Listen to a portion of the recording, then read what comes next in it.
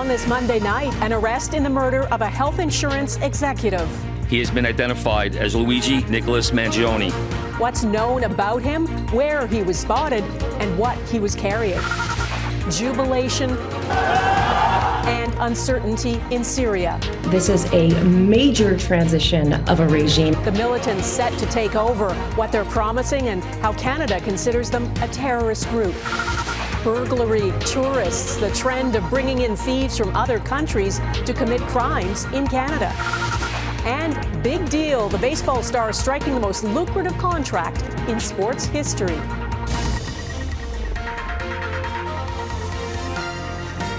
Global National with Donna Friesen. Good evening and thanks for joining us. After a manhunt up and down the U.S. East Coast, police have arrested a suspect in the killing of a health insurance company CEO who was shot as he walked down the street last Wednesday in Manhattan. The 26-year-old from Pennsylvania arrived at a courthouse tonight in shackles, charged with firearms offenses and forgery. Police say the arrest was peaceful and a murder charge is pending. This photo released by police was key to the arrest. An employee at a McDonald's in Pennsylvania recognized the man and called the police. Earlier this morning in Altoona, Pennsylvania, members of the Altoona Police Department arrested Luigi Mangione, a 26-year-old male, on firearms charges. Upon further investigation, officers recovered a firearm on his person, as well as a suppressor, both consistent with the weapon used in the murder. Police say the man also had a handwritten manifesto that criticized health insurance companies. Bianca Facchinei has our top story on what's known about him and a possible motive.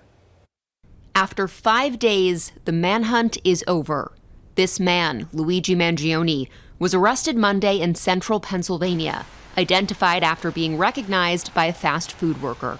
The suspect was in a McDonald's and was recognized by an employee who then called local police. He had asked the suspect if he had been in New York City recently, and that really invoked a physical reaction from the suspect. He became visibly nervous, kind of shaking at that question. As soon as he was wearing a blue medical mask. As soon as we pulled that down, or we asked him to pull it down, me and my partner and I recognized him immediately. He was very cooperative with us. Also recovered was a fraudulent New Jersey ID, matching the ID our suspect used to check into his New York City hostel before the shooting incident. It was during their questioning that police discovered multiple IDs, a mask, his passport, and a so-called ghost gun. The NYPD says the gun's components could have been made using a 3D printer and is consistent with the one used in the murder. Police also found a document they say speaks to his mindset, perhaps the clearest sign yet of potential motive. But it does seem that he has some ill will toward corporate America. It's not clear what exactly is in this possible manifesto, but questions about the suspect's connection to healthcare claims have loomed large since bullet casings inscribed with the words "delay, deny, defend" were found last week. We're not done here. We're still going to be putting this together. We're still going to be working very hard to bring this to a successful conclusion. Mangione is 26 and was born and raised in Maryland. Investigators say they believe he attended college in Pennsylvania. Mangione has an Ivy League education with multiple science degrees, including a master's from the University of Pennsylvania. Police say they believe Mangione acted alone and that no one else is in danger. Bianca Facchinei, Global News, Washington. Now to fast-moving events in Syria. The sudden fall of Bashar al-Assad's regime is beginning to sink in. His once iron grip on the country toppled by rebels with barely a fight. Assad and his family have fled to Moscow, where Vladimir Putin has granted them asylum. What happens next in Syria is deeply uncertain, including who will lead a new government. The militant Islamist group that overthrew Assad is considered a terrorist group by many countries, including Canada. We'll have more on that in a moment. Our coverage begins with Redmond Shannon and the latest chapter in Syria's 13-year civil war. After astonishing upheaval, so much uncertainty. For many in Syria, thoughts now turn to the missing. Families rushing to one of Bashar al-Assad's most notorious tombs, Sednaya prison. Some of its captives are freed. Fear now of the unknown and whether this so-called human slaughterhouse could also have inmates locked away in the labyrinth's underground cells. This woman says she came in hope her brother might still be alive, but a prisoner advocacy group says it's unlikely there's anyone left to save. In the space of 2 head-spinning weeks, Syria has changed dramatically, but it remains fragmented and in flux. In the north, Turkish-backed rebels have reportedly taken land from Kurds, and neighbour Israel says it has temporarily taken control of the Golan Heights buffer zone. I'm one of many who's optimistic. But yes, there are reasons for hesitation. This is a major transition of a regime. Much of it depends on this man, Abu Mohammed al-Jolani, the leader of the Islamist rebels Hayat Tahrir al-Sham, or HTS. The group says it will grant amnesty to army conscripts of the ousted Assad regime, as it reportedly looks to form a transitional government. The UN says forgiveness should not be given to those accused of crimes. Any political transition must ensure accountability for perpetrators of serious violations. The man so many Syrians accuse of those violations is now reportedly taking refuge in Russia. His main backer. On Monday, staff at Moscow's Syrian embassy raised the rebel flag aloft. The Kremlin declined to comment on where Assad is, but did say Moscow will discuss the future of Russia's military bases in Syria with the next Syrian government. Donna? Okay, Redmond in London, thanks. Turkey has reopened 2 border crossings with Syria. Thousands are lining up to head home now that the Assad regime is no more. 3 million Syrians fled to Turkey. The violent civil war created the biggest refugee crisis in modern history. Some European countries, including Austria, France and Germany, which took in about 1 million Syrians, have now paused asylum claims for any others. And Austria is making plans to deport Syrians. Syria is now free of Assad, who is supported by Russia, Iran, and proxies like Hezbollah. Filling the vacuum is the Islamist militant group Hayat Tahrir al-Sham, or HTS. Eric Sorensen looks at how its leader, who was once loyal to al-Qaeda, has tried to distance himself from his jihadist past. Who is Abu Mohammed al-Jolani, a nom de guerre adopted from his jihadist past, now seen by many as a hero after a lightning-quick revolt that chased Bashar al-Assad out of Syria? Al-Jolani leads Hayat Tahrir al-Sham, HTS, a breakaway from al-Qaeda, the main group in a potential coalition of ideological factions that must now create a new government. Al-Jolani is promising to respect minorities and the will of the people. The group itself has been signaling that they are willing to share power, that they have changed their ideology, and they have acted in a very disciplined way. But Al-Jolani is a man with a past, accused of terror and torture. He is still listed as a terrorist by the Canadian and American governments, but Washington is standing back for now. The rebel groups, including the ones that have been designated as terrorist groups, have actually said all the right things. Now the question is, what will they do to try to bring about a better Syria? He waged jihad in Iraq and Syria. This PBS Frontline documentary chronicled the background of the militant leader who once battled U.S. forces in Iraq. A former al-Qaeda commander says he's changed. Over time, he has dressed differently from his days in jihadist attire to something befitting his role as a commander. In recent days, he's begun using his real name, Ahmed al-Shara. What kind of transformation is this when you go from ISIS to al-Qaeda to, nationalistic jihadism? It sounds opportunistic, and it does not inspire me with tremendous confidence. The question is whether different rebel groups can chart a peaceful path for 23 million Syrians. God willing, a new era, says this Syrian. We hope the factions in Damascus will make the situation better than it was before. Leading those factions, a once shadowy militant, now the most public figure at a momentous time for Syria. Eric Sorensen, Global News, Toronto. The United Nations estimates that since 2011, more than 14 million Syrians have fled the violence in their country. Some of those people eventually made it to Canada. Between 2015 and 2020, more than 44,000 Syrian refugees arrived in this country. And now, as Heather Yurex-West reports, many are weighing their options about the future. Fatima Al-Aqda was just 9 years old when her family was forced to flee Aleppo.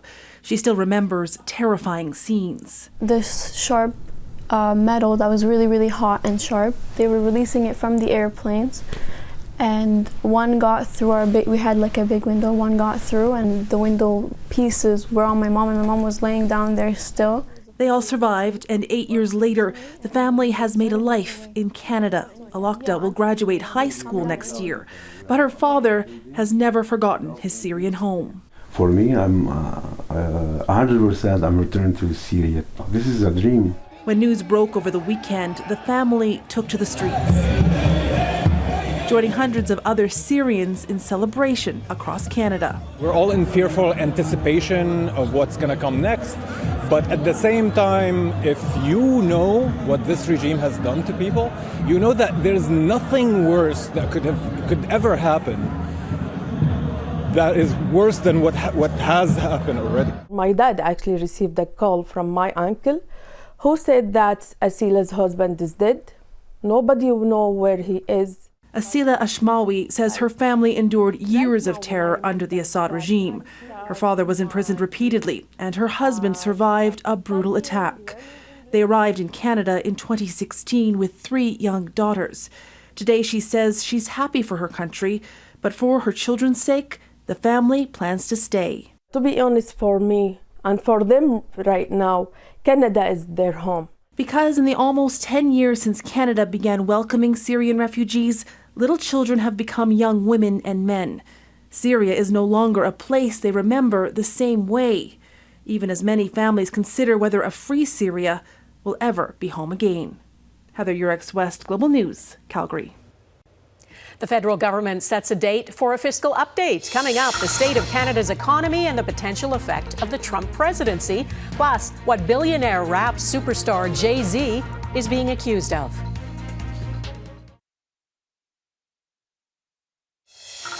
All those in favour of the motion will please rise. In Parliament, a third attempt by the Conservatives to topple the minority Liberal government failed today. The NDP and the Liberals voted against it. Deputy Prime Minister Chrystia Freeland is getting on with business. She says the federal government will provide a snapshot of federal finances next week. The fall fiscal economic statement will be tabled on Monday. It will reveal what, if any, new spending is planned, plus how the deficit will be kept in check. David Aiken explains. David. Well, Donna, last spring, the Trudeau government committed to what it called fiscal guardrails, one of which was to keep the deficit to no more than $40 billion. But since then, the government has made commitments to beef up spending on defense and border security. It brought in a GST holiday. It dramatically reduced immigration levels, all of which forecasters say are certain to deepen the deficit. In last spring's budget, the government forecasted the deficit last year would be just under $40 billion and would shrink each year after that to $20 billion by 2030. But the parliamentary budget officer in October predicted the deficit last year is likely to be nearly $47 billion. The final figure will be in next week's update. Conservatives say those deficits are responsible for inflation. Stop. Exactly. Just stop. In the name of God, stop the inflationary spending. Economists, though, say Canada's fiscal position is, relatively speaking, not that bad. I think Canada still continues to be the cleanest, dirty fiscal shirt in the closet. We still have smaller deficits than most other G7 countries, certainly much lower than the U.S. Nonetheless, the PBO and private sector forecasters say the economy is still struggling, and that means a weaker federal fiscal position. Weaker starting point, higher spending, and a weaker economic outlook, or more uncertain economic outlook. All of those things pose huge challenges, I think, around reining in deficits and keeping the debt to GDP ratio on a falling track. And then there's the biggest wild card in Canada's fiscal and economic outlook, Donald Trump. Forecasters are unanimous that his threatened tariffs will cause great harm to the economies on both sides of the border, and that in turn would warp the financial future the government will speak about next week. Donna. David Aiken in Ottawa. Thanks, David. On the run ahead, why 3 escapees in Quebec are believed to be part of an international theft ring.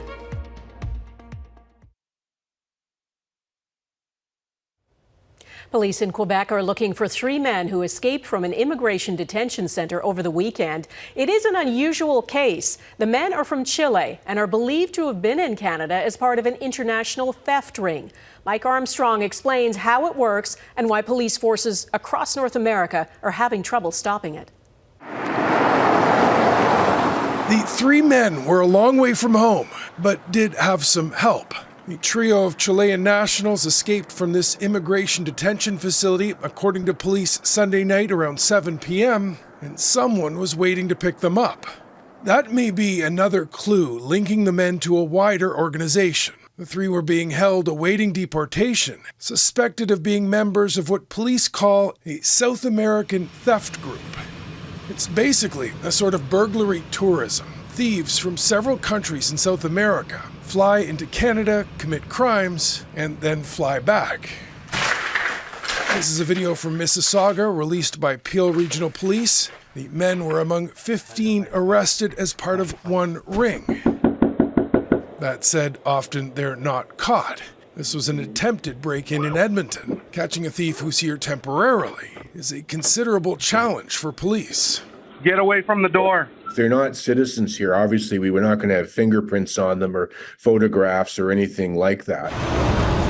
Now, this is a problem for forces across North America. A ring that was broken up this fall in California was run by the owners of a rental car company. Police say they moved Chileans in on tourist visas and hit homes in 80 cities. The defendants acted essentially as quarterbacks for a massive team of eager thieves. The gang members tend to get into a country and get out quickly. Some rings schedule people in shifts. They work a crew for 2 weeks and then rotate in a new crew. Well, one new angle on these gangs is that they may be targeting professional athletes. After the homes of several high-profile players were hit, both the NFL and NBA are warning players to be careful sharing information publicly about their homes, luxury items they own, and their whereabouts. Mike Armstrong, Global News, Montreal. Billionaire rapper and entrepreneur Jay-Z has been accused of sexual assault in a lawsuit that initially named only Sean Diddy Combs. The civil lawsuit was originally filed in October against Combs and Celebrity A. Yesterday, it was amended to identify Jay-Z as Celebrity A. The lawsuit alleges an unnamed girl who was 13 at the time was drugged and raped by both Jay-Z and Combs at an awards party hosted by Combs in New York in the year 2000. Jay-Z denies the allegations. He calls it a blackmail attempt. Combs is in jail on federal sex trafficking charges. He also denies all allegations and has pleaded not guilty.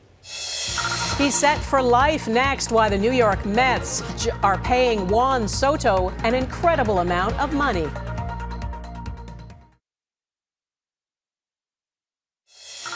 The nominees for Best Performance by a Female Actor in a Motion Picture Drama are Pamela Anderson, The Last Showgirl. Pamela Anderson has received her first Golden Globe nomination, one of several Canadians nominated. Martin Short is another one. He's nominated for Best Actor in a television series, musical, or comedy for Only Murders in the Building. And although he didn't get a Best Director nod, Denis Villeneuve's Dune Part 2 did receive 2 nominations, including Best Motion Picture Drama. The Golden Globes will be handed out on January 5th. Contracts of many professional athletes are off the charts these days. Now, a Major League Baseball player has reached an agreement to sign what's believed to be the most lucrative deal in team sports history, $765 million over 15 years. It is an obscene amount of money. Heidi Petrachuk looks at why the team is willing to pay so much. It's another home run for Juan Soto, who's made a dazzling career out of moonshots.